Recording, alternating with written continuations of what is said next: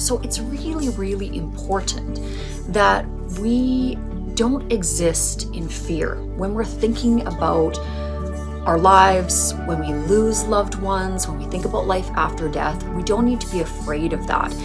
As long as we're leading, a life of learning, as long as we're trying to learn our lessons, as long as we are, acting in forgiveness, acting in compassion, being as loving as we can with ourselves and others. And that means forgiveness, forgiving ourselves if we haven't always done it right. We are here to learn. Earth is a school. And once we've identified that there's something that we can do better, it's our job to do better.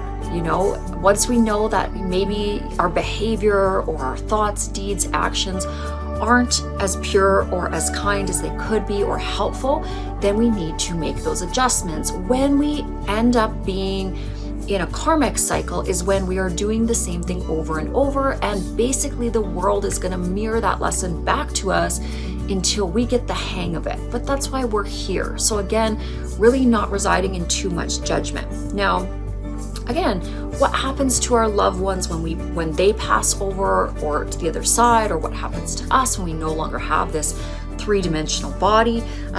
It shouldn't be scary. That's not the purpose of it.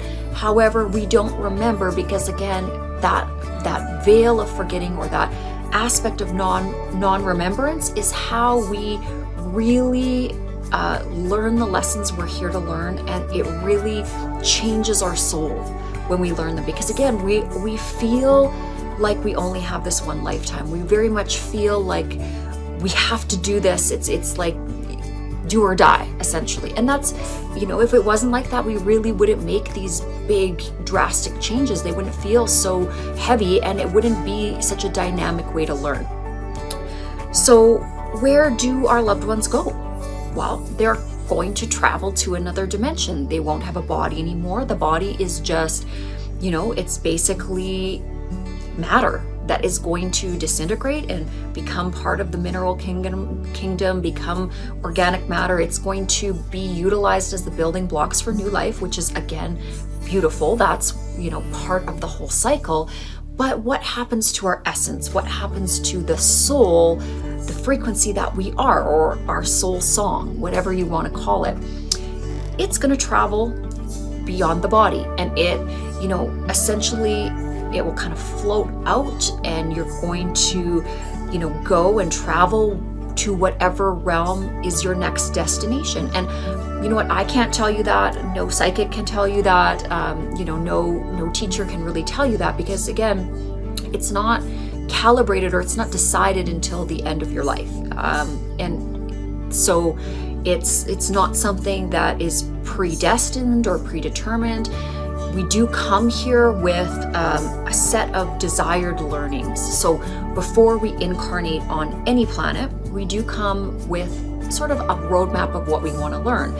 But again, everything is always recalibrating in the universe at all times. So it is not like your life is predetermined and everything is going to happen at a certain, at a certain interval, and that God is all knowing of all these things.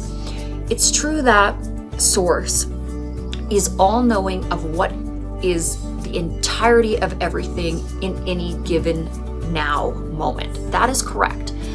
But the whole purpose of creation is there's always going to be a next now.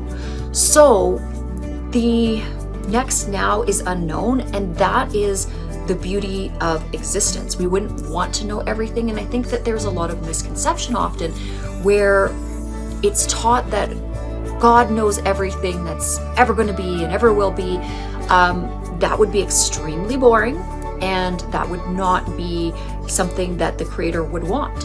It's just not what the Creator would desire. Again, it's just as we don't wish to know everything, because if we knew absolutely everything, what would be the point? If we knew the beginning, middle, end, and then the end of the end and the beginning of the beginning, and everything was all spelled out for us, what would be the point of even existing?